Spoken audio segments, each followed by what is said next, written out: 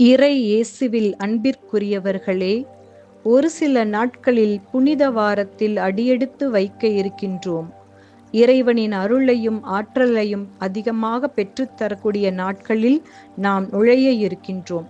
அதற்கு முன்பாக வருகின்ற 10ஆம் தேதி வியாழக்கிழமை இறைவன் நமக்கு தருகின்ற செய்தி என்னவென்றால், ஒரு மனிதன் எத்துணை ஆண்டுகள் வாழ்ந்தான் என்பதை விட எவ்வாறு வாழ்ந்தான் என்பதையும் யாருக்காக வாழ்ந்தான் என்பதை வைத்துதான் அவன் மதிப்பிடப்படுகிறான்.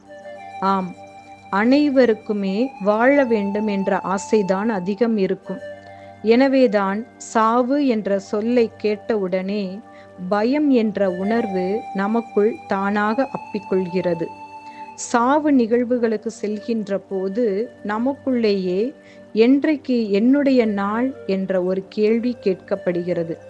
இதற்கெல்லாம் ஒரு விடயமாக நமது இறைவன் இன்றைய நற்செய்தியின் வழியாக நமக்கு பதில் தருகிறார். இறை வார்த்தையில் விசுவாசம் கொள்பவர்கள், அதன்படி வாழ்பவர்கள் இறந்தாலும் வாழ்வார்கள் என்று. பல நேரங்களில் நாம் இறை வார்த்தையை கேட்டால் மட்டும் போதுமா, படித்தால் மட்டும் போதுமா, அதன்படி வாழ வேண்டும் என்று பல மேடை பேச்சுகளில் கூட பேசி ஜெயித்திருக்கிறோம். ஆனால் வாழ்வதில் ஒவ்வொரு நாளும் தோற்றுப்போய் கொண்டிருக்கிறோம். இறை வார்த்தைக்கு எப்படி வாழ்வு கொடுப்பது என்பதை ஒரே மொழியில் சொல்ல வேண்டுமென்றால், மனிதத்தால் வாழ்வை புனிதப்படுத்த வேண்டும். இறை வார்த்தைக்கு வாழ்வு கொடுக்கவே இறைமகன் மனிதரானார் இம்மண்ணில். மனிதத்தை வாழ வைத்தார் இறை வார்த்தையால். மடிந்தார் சிலுவையில் இறை வார்த்தையின்படி. நாமும் இறை வார்த்தைக்கு வாழ்வு கொடுக்க வேண்டுமெனில் மனிதத்தன்மையால் மனிதத்தை புனிதப்படுத்த வேண்டும்.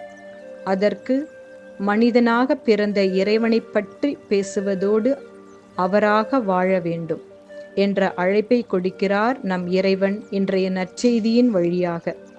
தவக்காலத்தின் முக்கிய நாட்களில் நுழைய இருக்கின்ற நாம் நமக்குள்ளே சிந்தித்து பார்ப்போம்.